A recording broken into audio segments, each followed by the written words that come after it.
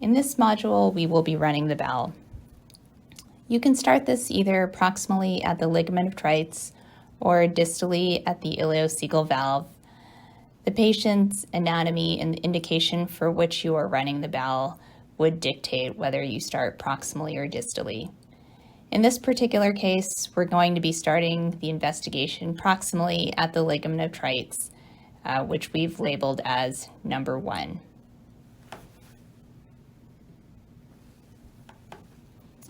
So we're bringing our instruments into the field. Now we want to alternate views of the bowel to ensure that we're looking at both sides of the bowel. And note that both instruments and the grasped bowel is in view of the camera at all times. The safest way to grab the bowel would be to use the full length of the bowel grasper in a very deliberate grasp.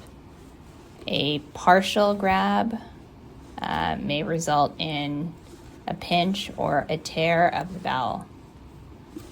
Also note that we're avoiding grabbing the mesentery at all times, which is very fragile and can be torn easily.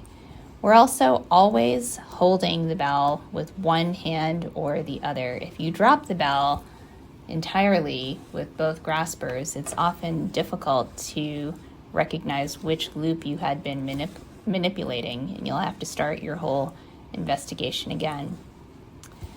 So to show that you are showing both sides, we'd like to see all numbers on bowel in sequence.